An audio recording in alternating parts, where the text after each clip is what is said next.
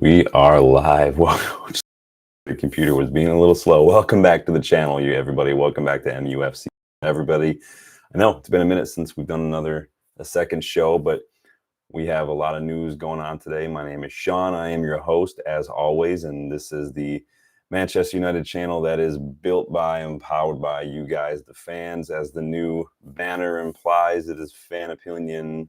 Always your guys' thoughts, your guys' views. That's what keeps the channel going. That's what makes it what it is. I'm just kind of here to throw the topics out and stir the pot now and then and get the conversation going. But got a lot of breaking news. What a difference a couple hours makes. It's been a crazy few hours since this morning's video. Obviously, if you guys have seen the breaking news in the last hour or so, United's midfield search is heating up. The search itself could be over.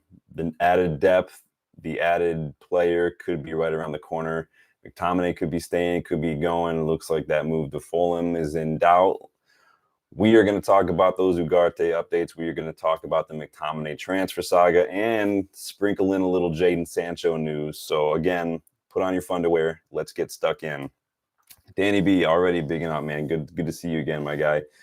How are things going? I know your day off is wrapping up, right? So hope you enjoyed the day off, and hopefully the weather is as nice in Beantown as it is here. It's been beautiful here today. I love this weather. Nice and cool, breezy. Love it. Windows have been open all day. I love it. So why don't we get stuck in first and foremost with the breaking news from Fabrizio Romano. Obviously, it's come out in the last hour. If you've been living under a rock, you might have missed it. But Manchester United and PSG are working on a loan with an obligation to buy for Ugarte. That was mooted as one of the options a couple weeks ago, mostly because we're skint. PSG is a little skint now. They've just been splashing cash. On PSG's end, it was the Jadon Sancho loan with an obligation to buy option. And then obviously we had always kind of been out there that the loan with an obligation to buy Manuel Ugarte was not off the table. So Florian Plettenberg, so Plettigoal on Twitter, added shortly before I went live, as reported in July. So remember, he was talking about that in July, and now it's been confirmed, apparently, that the loan with an obligation to buy is a possible scenario to finalize the deal between United and PSG for Ugarte. The deal structure was already discussed with United and remains on the table. Straight loan with an option to buy, not an option, or obligation, sorry, not an option for PSG. So concrete negotiations still going on between the clubs. So sounds like that's the move. And we talked about this the other week and how that's probably going to be the best scenario for both clubs. They both need the money. They can't spend the money because they haven't been able to sell enough players. What that does is it locks us in now. We'll have to buy him again in a year if it's an obligation. Obviously, that's what obligation means. What are your thoughts? Don't forget to like the video. If you guys are here and you're enjoying the content, like the video. If you're buzzing about signing a midfielder, finally subscribe to the channel too. If you are new, please. Helps the channel grow and it builds the community, which means more of your voices get heard, more of your opinions, more thoughts, your feedback, your reactions, all that's going to get heard. So please do that. It means a lot to me. I'm fine with an obligation to buy on the loan. It means, like I said, we get him and we finalize that deal next summer. It goes on next summer's books. I'm sure Ineos are happy about that, right? Because it's less money they have to spend now. And again, like I said, the fee goes on next year's finances. Danny B says, looks like McSauce is staying. Good deal. We talked about this if it helps FFP. Yeah, we're going to talk a little bit about McTominay. It's not 100% certain that he stays, but we're going to see. For right now, at least looks like maybe the move to Fulham is off. Again, the obligation to buy Ugarte is fine. I'm happy we're getting him if it's true. Fingers crossed that he does well, right? If we have that obligation, because we are stuck with him in a year no matter what, no matter if he flops or not, we have to buy him next season. So we still do need a left back, in my opinion. And I don't just mean because of injuries. I mean, we need to move on fully from Luke Shaw. That's not going to work out for anybody. He needs to go to like a Newcastle or like an Atletico Madrid or something and just do his thing. Basically just go the one or two Kieran Trippier routes, either go to Atletico or go to Newcastle.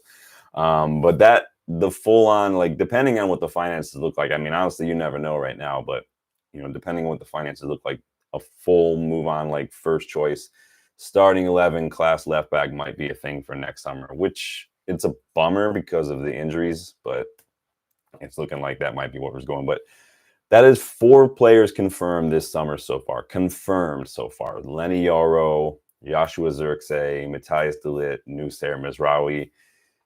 Looking likely that it's going to be potentially the 5th if Manuel Ugarte does join with a loan with an obligation to buy, as the breaking news is coming out today from Romano and Pleti goal. I'd like to see the left back as the 6th. What are your guys' thoughts on, do you think we're done? Do we need more? Are you happy with Ugarte? Do we need a left back? Do we need somebody else? I know Danny wants another midfielder. Let me know your thoughts. Don't blow everything right now, because we are going to do that, rating the transfer window and expectations for the season video probably in a few weeks. So save it for that. Take your notes, prepare yourself to get your opinions in for that. A few months ago, I would have thought 4 signings would have been just completely impossible for United. If you remember some of those videos that, heading into the transfer window, that was when, we didn't think we were going to get Dan Ashworth in his role for like a long time, right? We were thinking he's going to be on gardening leave for like a year. So I was like, well, I don't know what to expect at that point. But now my greedy ass is like, F it, make it rain. I don't care. We're buying everybody, man. If Chelsea can do it, fuck it. So can we. Make it rain, bring everybody in. I want left backs. Let's get another winger. Why not? We'll figure it out. We'll sort it out, and during the season, it'll figure itself out. I don't even care anymore. We're moving mad, and I'm here for it. What we got going on in the chat? Danny B says they wait and move in January if they have to for a left back instead of a panic buy. That's always that hard one, right? January transfer market's not great. I haven't looked at like left backs in a while to see who might be entering like the final year of their contract or something, because that's always a possibility. But again, it's not about, you don't put the financial part first when you're building and recruiting. You want to put the player first. You want to make sure you're getting the player you want. And so it's hard, because let's say if Ferdi Kadiolu is our number 1 choice and we don't want to lose him because he's integral to the building of the squad moving forward, he's part of the plan, he's a key component, then you get him now rather than risk losing him, because that's still not 100% confirmed, right, that he's going to Brighton. So we could swoop. This is all purely wishful thinking for me from Ferdi. If you haven't noticed, I haven't shut up about Ferdi Kadiolu. I love the guy to death. Danny B says, I think Lindelof messed up plans for left B. Yeah, I mean, it's interesting though, because it wasn't like we were going to get a ton of money for Lindelof, right? Like it probably wasn't even going to be double digits, and so it's not like it's a big chunk off of a new left back, if that makes sense. Especially, like, it just depends on what the plans are. Are we going to do a loan or someone who's like a free agent now and then just get a number 1 choice next summer, or maybe in January, like you're suggesting, or what that means? I have no idea. Get them all now and then just, try to go strong in the league for depth and rotation, because we are going to be in a lot of competition. We are going to need help. Gallo did just fine against Fulham. He's played left back before. Mezraoui can play. But the problem is, if those 2 go down injured, we have no fullbacks right now. If one of them goes down injured, we have 1 fullback and Harry Amas. So it's difficult. Asif, welcome to the channel, my friend. Definitely need a left back, he says. Very, very critical. Is Shaw Malacia unlikely to be match fit for several months? I still have no clue what's going on with Malacia. I keep asking on every video, does someone know like what the injury was? Does someone know anything? We saw nothing of him. And then we saw some videos of training. We saw a video of some photos in new strip. I still don't have an idea what the injury was. So he better have had like the stone skin disease or something from Game of Thrones or something. I have no idea what was going on. He had to go on like a trip to go get cured or something. Danny B says, looks like Reguilon or nothing. I say, I know, I saw us, and I told you guys as soon as Luke Shaw was down injured, I told you in that same video that we were going to get linked to Chilwell, and sure enough, we got linked to Chilwell, who's just as injury prone as Shaw. I don't want Marcus Alonso. I've made my feelings very, very clear on Marcus Alonso. Hermoso, yes, he's. I thought I saw he was going to be going someplace though, but he doesn't. He's not a left back, so I don't know why we were getting linked with him in terms of our left back search. But there are a lot of left backs out there that I really like. There's a chance that Kadiolu for sure is leaving. I know he's linked with Brighton because I saw that Fenerbahce were looking at Archie Brown. I want to say is I think it's Archie Brown, English left back, pretty tall. I want to say he plays for Genk in Belgium. I always get Genk and Ghent confused. I don't know why. Maybe because they sound exactly the same. So if they're bringing in Archie Brown, I think they're probably looking at replacing Ferdy, and so it's still up in the air where he goes. But we'll see what happens. But let me know, yeah, if you're excited. Don't forget to like that video. I got 14 people watching, only 5 likes, guys. Makes me feel good. It helps my ego. I'm just joking. Like it if you want. You don't have to. It's also been reported by Laurie Whitwell that Fulham have submitted a bid for Sander Berge of 20 million plus 5 million in add-ons. The report adds that Berge is traveling to London to finalize everything, and his medical is booked for tomorrow. Fabrizio Romano has also given this his here we go, saying Fulham have agreed to sign Sander Berge from Burnley. Here we go. McTominay deal is off as Berge joins on 20 million pounds plus 5 million pounds fee. So they're willing to spend upwards of 25 million for Berge, but not more than 22, 23 million for Scott McTominay. It doesn't really make sense to me. Burnley want 30 million for Berge, but they'll take only 20 million guaranteed plus 5 add-ons from Fulham for him, but they didn't want to put, like, they were demanding 30 from us. It doesn't make sense. Told you, United tax is a real thing, guys. It's not a myth. It is a real thing. Don't let anybody ever tell you different. But what are your thoughts on that? Are you bummed that, it sounds like Berge's going to Fulham? Are you bummed mainly because that means we're not going to, maybe that won't be able to sell Scott McTominay to Fulham now? It's so funny how quickly things move today regarding McTominay. And like I said, it's been a transfer saga for a few weeks, right? So we did that live stream this morning, obviously, and then it looked like, it was Fulham were going to come back for a bid. Actually, shortly after the live stream, I put a poll out both on YouTube, and then I put another one out on Twitter to ask who would be everyone's number one choice for McTominay's replacement if he were to be sold. And the options were Sander Berge, Adrien Rabiot, Sufjan Amrabat, and then Toby Collier, promoting from within. So on Twitter, I think there was like 60 some odd votes. 45% of the responses were in favor of Sander Berge out of those 4 options. It was pretty evenly split between the other 3. The YouTube poll was Collier actually got the majority of the vote. He had 38%. And then Amrabat and Berge both had 25%. And then Rabiot limped in with 12%. And so pretty split between people going for Berge and then Collier. So Collier to me I think he offers more off the ball than McTominay. Obviously McTominay is a little more experienced, a little older. He's got some of the experience and some of the numbers and some of the performances, but he was in Collier's place at 1.2 before Mourinho decided to promote him to the first team squad and whatnot. So interesting. Danny B says if McTominay stays, I'll be pissed. The English version of pissed, or like the UK, like the US version, like, are you going to be drunk or angry or both? Maybe you'll be both. Yeah, I think a lot of people will be upset. I think if you take him in isolation, like if there weren't an option to buy a new midfielder and it was just there's an option to sell McTominay, like, would you be as upset? But I think it's mostly because we're like, I think a lot of people want new signings. I'm not saying this is you, Dan. I'm saying in general, I've seen a lot of people upset because they want new signings and then they get frustrated with the players when, like we saw it with Wan-Bissaka too. Some people are seeing it with Casemiro now. We were seeing it with like Anthony and whatnot as well. I saw some people going on Lindelof earlier. It's hard. It's not the player's fault necessarily, but I hear you. I think we can improve. And I think that it sounds like from some of the reports that, I've seen reports McTominay wants to leave because he wants minutes. I've seen reports like, he doesn't want to leave. Who knows what's going on? Only he and Ten Hag are going to know. But I think we can definitely improve on him. I think we can improve on him without spending as much as we would sell him for, with some decent scouting.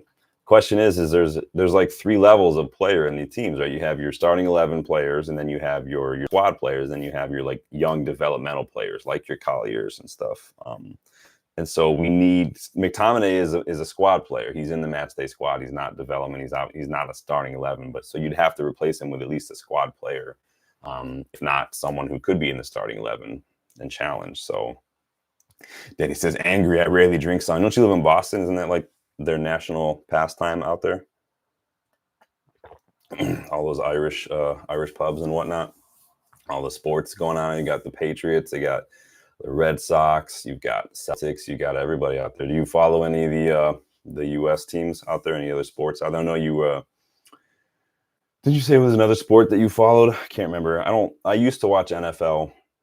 I can't watch the NFL after watching like English football for so long because of the commercials. The commercials just kill. I can set my whole day around a Premier League match because it's 2 hours. That's it. But NFL games are so long. They start so late. I'm old. I get tired, and it's too many commercials. I get my ADD kicks in, and I'm like, all right, I can't do this. But it is what it is. It's McTominay one's going to be hard. Ask me again in a couple weeks how I feel about him staying or leaving, because there's a chance he could leave if we have some of these other reports that I'm getting ready to talk about that might end up coming through here. So coming off the back of the Sander Bergen news, obviously McTominay is not going to Fulham. Italian journalist Alfredo Paduglia. So we've mentioned him before on the channel. He's popped up here and there with some transfer news. He reported this evening that McTominay is still waiting for Napoli and has turned down 2 offers today. The report does not say who the offers came from. Who knows if that could be a Fulham thing, Fenerbahce thing, or whatever. I don't know. It was always going to be interesting to see what happened with Ugarte after the Fulham and the Sander Bergen news broke earlier. It's going to be interesting. It sounds like we found a way around that suits both parties, though. So Danny says, nah, don't bother with American sports, John. Maybe a little football or basketball playoffs. Yeah. I mean, you're not missing much. It's a very, very big advertising-based like whole business over here. It's commercials, it's sponsors, it's just I can't watch, like, it's worse when you're at like an NFL game because you're in the stands, but like one play will run and then you're going to commercial for like 2 minutes. So you're at home, you got commercials, you do whatever. In the stands, you're just sitting there waiting for it. Imagine just like a VAR stoppage every like 30 seconds, and you're in the stands like, what is going on? That's literally what it is to go to an actual football game in person here in the States. So yeah, it drives me nuts too, the ads, Danny. Like maybe I'm spoiled. Maybe if I hadn't been watching, actual football for as long as I have, it wouldn't bug me as much. I used to watch NFL when I was younger. I don't even know. I couldn't name you one NFL player anymore. It's been that long since I've followed it that I just don't know who plays anymore. If I picked up Madden right now, like the video game, I wouldn't have a clue who anybody was. That's literally how old I am now. But enough of that. So sticking with Alfredo as well for a moment. So on top of the news that he gave that McTominay is waiting for Napoli, he also reported tonight that Juventus have asked United about Jadon Sancho. So remember, there were a little bit of murmurs that Juventus might be interested a while ago. I remember saying a while back, I thought either PSG or Juventus would be good fits for Sancho. I think that those leagues suit him a little better. Obviously, the German league suits him very well. Juve have Thiago Motta now, and they're kind of going through a whole kind of rebuild, not only of the squad necessarily, because it's not like they're just buying, but they pretty much trimmed down the squad to like, this is who is left is in Motta's plans. They've told a handful of players, listen, you're no longer in the plans. You're free to find, get moved someplace else. You're not going to be part of the squad. So that includes like Chiesa. There are a bunch more. I think there's a Rugani, like one of their defenders. Was he still there? He's going to Ajax, I think, now. I think Alex Sandro has been a free agent for a while too. So a lot of players at Juve are pretty much going to be without a club. A lot of people I remember Chiesa was a big deal like 3 or 4 years ago. It's not really done it for me since. We don't really need a winger. I'm not saying we can't improve on the wingers. I'm not saying I love all the wingers, but right now, unless we sell some, we don't really need one. So, but I think that could be a good move for Sancho. We'll see. Thiago Motta is a very, very tactical manager. You remember a few months back when there was all those rumors about Ten Hag's future. I did that series of videos on different managers that we were linked with. Thiago Motta was one of them. I broke down his tactics, his managerial history, all that stuff to see whether or not he would be a good fit for United. So go check out those videos if you want to learn a little bit more just about some of those managers. We talked a little bit about Ruben Amorim, who I think a lot of people forgot about Ruben Amorim. Graham Potter, De Zerbi, Thomas Tuchel. I'll talk about all those guys. So Go check him out. Locatelli too, I think. You mean Locatelli? Is that who you're talking about? You're talking about the West Ham manager? You're talking about the midfielder who plays for Juve? You combine it, or is that a player that I've never even heard of before? Locatelli. You do know a lot of players that I've never even heard of, because for all I know, that could be some random ass player from Juve that I have no clue who they are. So again, Juve are trying to rebuild. Sounds like maybe Sancho could be part of that. I think that could be a good move for Sancho personally. And problem is, again, you sell Sancho, we've got Ahmad, Anthony, Garnacho, and Rashford. How do you guys feel about those guys being our 4 options? I can't think off the top of my head any youngsters that are kind of on the cusp of coming through. I know Ennis got some minutes. He looked lively, but still very, very raw. He's probably going to need another year or so in the academy, and then maybe we'll see what happens there. But let me know. Oh, I totally forgot. Brand new. Never worn this one on the camera before. How you guys like this? I don't wear this one that often because I was waiting to get another frame to put this one in, but it was the first one I saw on my chair. It's actually got Michael Carrick on the back, so this one was going in a frame. At some point, I'll just need to order more frames and find some wall space for the frames. But Rajat, big up, man. Welcome to the channel. Danny said midfielder. Yeah, Locatelli. I'd take Locatelli. I like Locatelli a lot. I think he's a very good holding midfielder. I think he gets up around the pitch a lot. He was the talk of the town a couple of years ago. Juve just kind of, it turned into a little bit of a shit show at Juve in the last couple of years, but that's nothing new for Juve. If you guys remember some of the stuff that they've gone through the last decades or so, I can't believe that Allegri came back to that shit show. I mean, obviously a lot of their board have gone now. A lot of their like CEOs and whatnot are no longer with them. So I don't know what's going on. I don't follow Italian football. I don't really watch Italian football very, very often. So we'll see. I remember reporting on the list of all the players that Juve said that could be sold. I just can't remember off the top of my head now because at the time it didn't have much to do with United. So it is what it is. But we'll see. Get your thoughts in the chat. Are you excited about this option for Ugarte? You know, this loan with an obligation to buy instead of a straight up purchase. Sounds like that's the best that both clubs can afford right now because we just don't have the cash. I'm gonna check.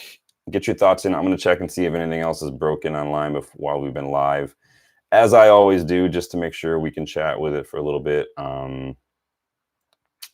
Nothing really. Did you guys watch Spurs Leicester today? And I know, Danny, you mentioned you have Porro on your fantasy team, right?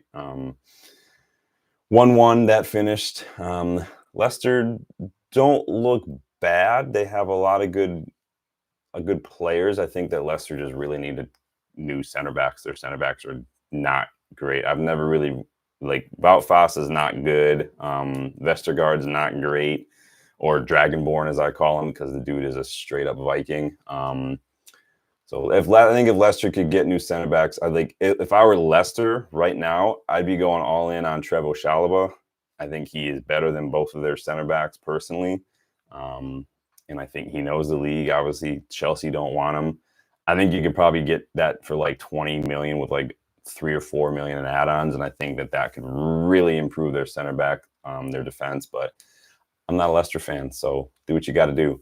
In any case, that is it from me, guys. 15 of you guys watching, please hit that like button on your way out if you don't mind. It does mean a lot. Helps the channel grow. Subscribe to the channel if you are new. We will hopefully be back sometime tomorrow morning, depending on the news. And then, I don't just like popping on with nothing to talk about, nothing to get your thoughts about, because I don't really like just sitting here for views and whatnot. I think that's, not fair to you guys. So if there's news, I will be here. If there are things on my mind, like the McTominay video we did earlier, like the Rashford video I did the other day, go check that one out too if you have some time. I will put those together if I've got the time, and those are kind of more generic evergreen videos. But until then, enjoy the rest of your evening. Thank you guys for stopping by. Thank you, Danny. Thank you, SC. Thank you, Rajat, for stopping by tonight. Keep an eye out. I will give you some updates when we're doing our rating the transfer window and our season expectations video, hopefully sometime soon. Trying to get some guests here for that one, like I had Dylan here for the awards show. If you haven't yet gone and watched that video, please go do so. But until then, Enjoy your evening. Danny, enjoy the rest of your day off, my guy. And I will see you guys on the next one. Take it easy.